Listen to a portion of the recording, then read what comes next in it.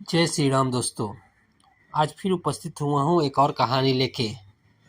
यह रामायण की प्रमुख कहानियों में से एक कहानी है जो शायद आपने सुनी भी होगी या नहीं सुनी होगी।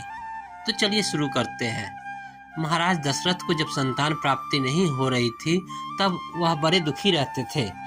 ऐसे समय में उनको एक बात से बहुत हौसला मिलता था जो कभी उन्हें निराश नहीं होने देता था।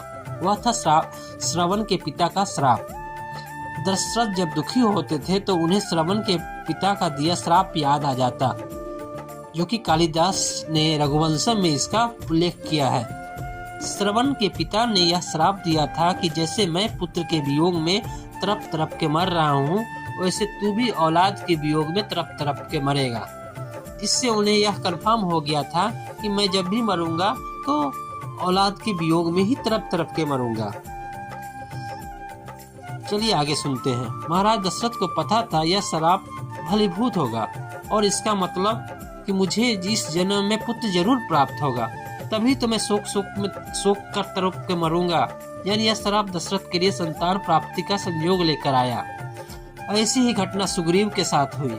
वाल्मीकि रामायण में वर्णन है कि सुग्रीव जब माता सीता की खोज में वानर वीरों को पृथ्वी की अलग अलग दिशाओं में भेज रहे थे, तो उसके साथ ही उन्हें यह भी बता रहे थे कि किस दिशा में तुम्हें कौन सा स्थान या देश मिलेगा और उन्हें किस दिशा में जाना है या नहीं जाना चाहिए।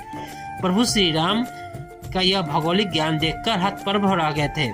उन्हें सुग्रीव से पूछा, तुम्हें यह सब कैसे पता? तब सुग्रीव ने विनम्रता पूर्वक श्री राम से कहा, मैं बाली के भय से जब मारा फिर रहा था तब पूरी धरती पर कहीं शरण न मिली। बस इसी बात में मैंने पूरी पृथ्वी छान मारी और इस दौरान मुझे सारे भूगोल का ज्ञान हो गया। अब अगर सुग्रीव पर यह संकट न आया होता तो माता जानकी के खोजना कितना कठिन हो जाता। अनुकूलता भोजन है, प्रतिकूलता विटामिन है और चुनौतियां वरदान है, और जो अनुसार व्यवहार करे वही पुरुषार्थी है। अर्थात अगर आज मिले सुख से आप खुश है तो कभी कोई दुख विपदा अर्जन आ जाए तो घबराए नहीं। क्या पता अगले किसी सुख की तैयारी हो। बस आज की कहानी यही समाप्त करता हूँ। जय श्री राम।